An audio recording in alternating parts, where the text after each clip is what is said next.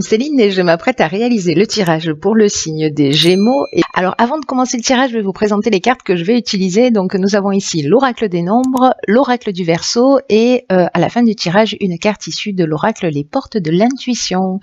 Alors on va commencer tout de suite avec l'énergie qui vous accompagne. Et c'est l'énergie de Gabriel, pardon, ça commence fort. Alors c'est incroyable parce que Gabriel, qui est associé à la Lune, est sorti dans énormément de tirages. Donc, vous faites pas exception à la règle.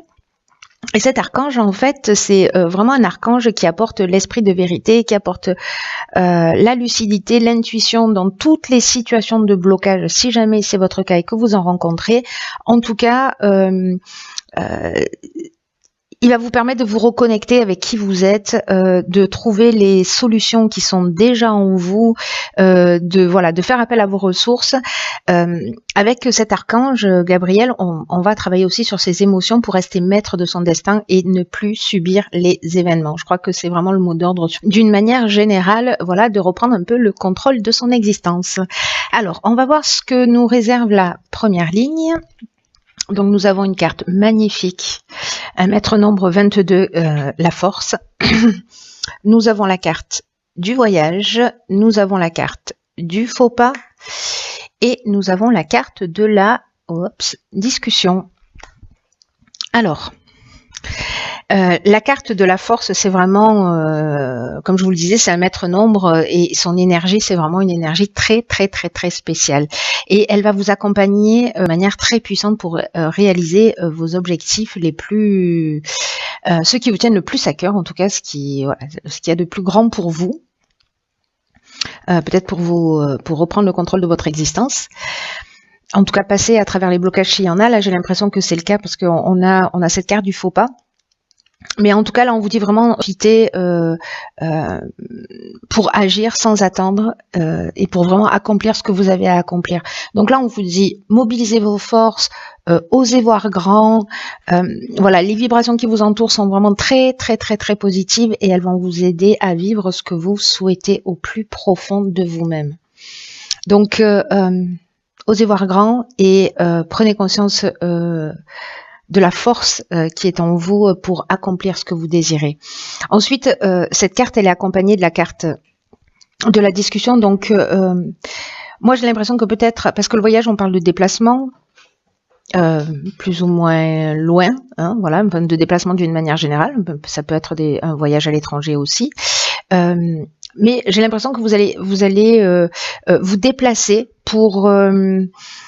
voyez la carte de la discussion, c'est une carte qui nous parle de concertation, qui nous parle de réunion, de réflexion, voilà, de débattre d'un sujet, peut-être d'une erreur, qui a été commise avec cette carte du faux pas. Je vais y revenir. Mais en tout cas, il y a vraiment une notion de négociation, de conciliation, de recherche de solutions, vous voyez, à travers cette carte de la discussion.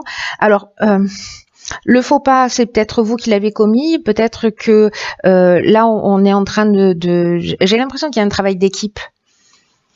J'ai l'impression qu'il y a un travail d'équipe. Ou alors, vous avez, une forme de désillusion par rapport à des attentes, à une discussion, voilà, que vous avez eu lors d'un déplacement. Peut-être que vous avez une sensation de faire le mauvais choix ou qu'un mauvais choix a été fait. Ou peut-être qu'il y a quelque chose qui n'est pas clair, vous voyez, parce qu'il y a une notion d'imprécision aussi avec la carte du faux pas. Donc là, ça peut résonner de toutes ces manières. Dans tous les cas, là, on vous dit que vous avez la force pour résoudre les problèmes. Donc là, on n'est pas dans des conflits, on est dans la recherche de solutions, hein, je vous le rappelle. Voilà, quoi qu'il en soit. Alors, on va voir ce que nous réserve la suite du tirage. Nous avons la carte numéro 47, qui est la carte de l'épanouissement. Nous avons la carte des chaînes. Nous avons la carte de la construction et nous avons la carte de la technique. Ok. Alors,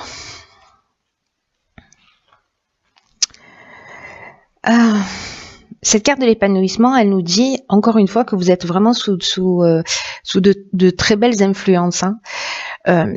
Là, c'est une carte qui nous dit d'une manière générale que s'il y a des agitations dans votre vie, je pense que c'est peut-être lié à cette situation, qui peut être aussi bien dans le domaine professionnel que sentimental. Hein. Là, ça peut toucher tous les domaines. Je sais pas pourquoi moi je l'ai lié, c'est peut-être la salle de réunion qui m'a mis sur la voie de la voie professionnelle, mais ça peut vraiment résonner dans tous les domaines, pour le coup. Donc, je reviens à cette carte de l'épanouissement qui nous dit que s'il y a des agitations, que s'il y a des problématiques, s'il y a des blocages dont nous parlait Gabriel tout à l'heure, ils ne vont pas durer, voilà, et ils vont laisser place à un réel épanouissement. Donc là, on vous dit qu'il y a quelque chose de très positif pour vous et qu'il ne faut pas vous laisser influencer peut-être par des divergences qui soient passagères. Parce que elles vont finir par disparaître. Je pense que vous allez trouver un accord et vous allez poser vraiment des bases solides. D'ailleurs, c'est ce que nous dit cette carte de la construction. Si c'est une relation amoureuse, c'est pareil. Vous voyez, si c'est une relation professionnelle, c'est pareil. Si c'est une relation familiale, c'est pareil. C'est toutes les histoires qui parfois demandent du temps, qui parfois demandent de faire des concessions. Mais à terme, c'est des concessions qui vraiment seront minimes comparées au bien-être que cette relation, que cette situation va finir par vous apporter. Donc là, on vous demande quand même de garder confiance. Parce que nous avons aussi la carte des chaînes. La carte des chaînes, c'est peut-être vous vous sentez dans une situation peut-être de soumission, une situation de latence ou de blocage encore une fois. Peut-être de dépendance, peut-être que si c'est professionnel, vous êtes dans une forme vous êtes dans un arrêt de travail, vous voyez. Si c'est une relation sentimentale, peut-être qu'il y a une notion de stagnation ou de passivité, mais avec la carte de la technique, on est quand même dans le progrès, dans la recherche, dans le perfectionnement. Donc là, si on est en train de parler de relations humaines, je sais que c'est un peu particulier, parce que là, ça sonne vraiment technique, hein, pour le coup. Si c'est dans le domaine professionnel, vraiment, on est dans les nouvelles technologies, là, on est dans le sens de l'innovation, on est, voilà. Si c'est professionnel, vraiment il y a quelque chose qui se construit. Peut-être que ça stagne, peut-être que ça va pas aussi vite que ce que vous souhaitez, peut-être qu'il y a des divergences parce qu'il y a cette forme d'imprécision dont je vous parlais tout à l'heure avec cette carte du faux pas. Mais du coup, pour moi, vous allez trouver des solutions. Voilà, là on vous dit simplement, ne vous laissez pas perturber par ça, ne vous braquez pas, parce que il y a quand même quelque chose de constructif et d'épanouissant au bout de cette situation, encore une fois, peu importe le domaine. Alors, ensuite, nous avons la carte du partage. Ah ben voilà, ok. Très intéressant, vous allez voir pourquoi. Nous avons la carte des écrits, nous avons la carte de la régénération et la carte du marginal. Alors, fascinant. Alors, fascinant pourquoi ? Je vous explique tout de suite. Parce que la carte numéro 2, beaucoup de 2 hein, dans votre... ça nous parle de la relation que l'on a aux autres. Et c'est une carte qui nous dit qu'il faut apprendre à collaborer avec les autres, justement, et pas simplement...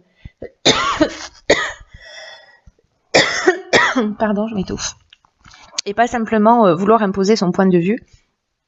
Et ça va vous permettre d'améliorer les relations avec les autres. En tout cas, ça va vous ouvrir de nouveaux horizons.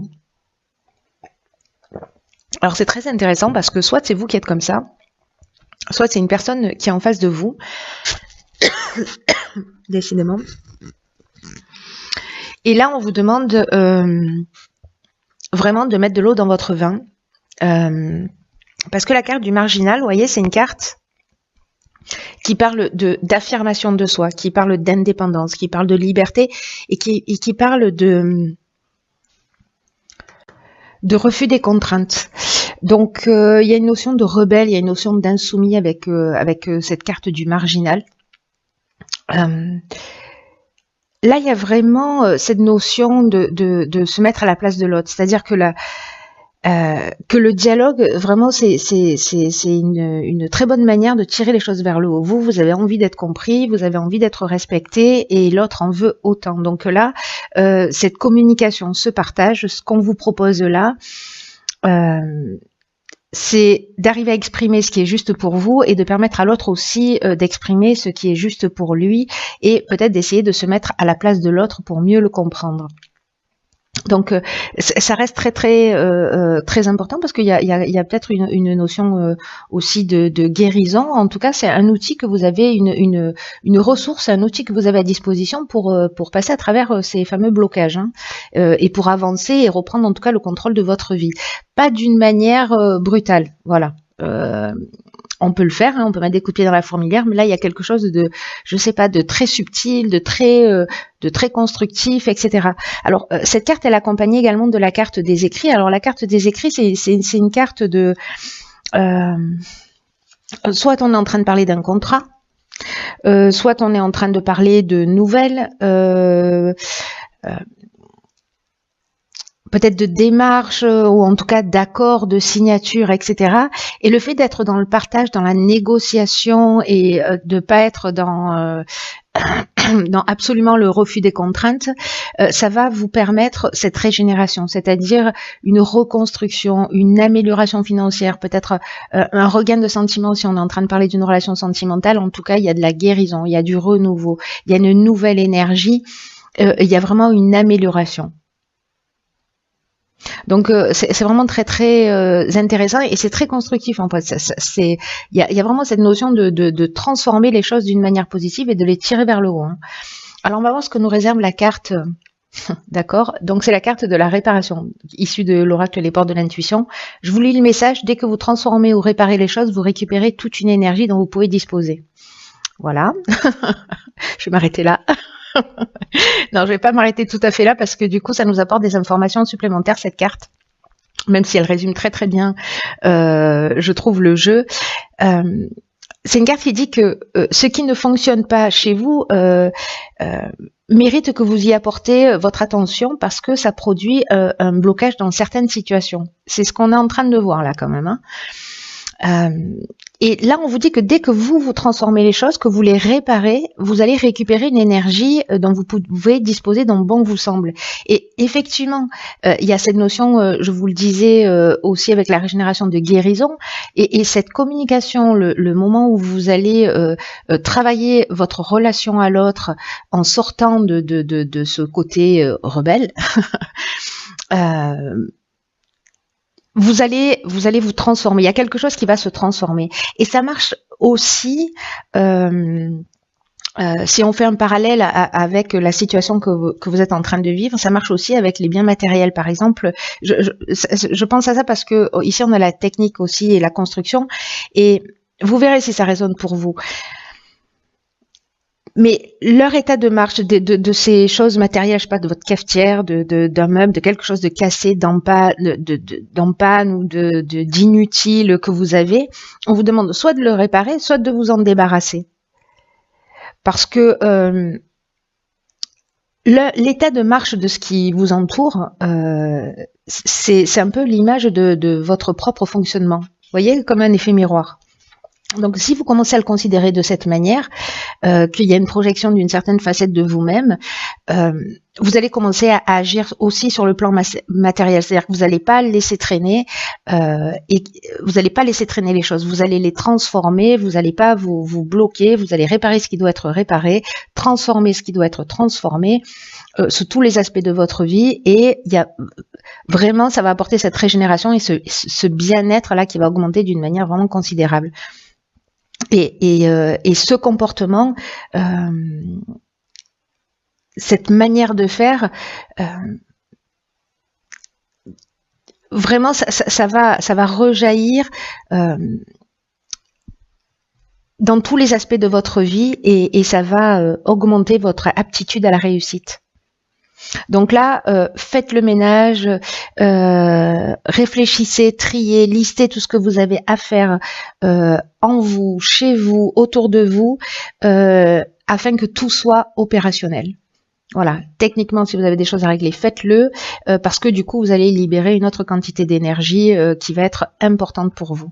Voilà, c'est un très beau jeu aussi qui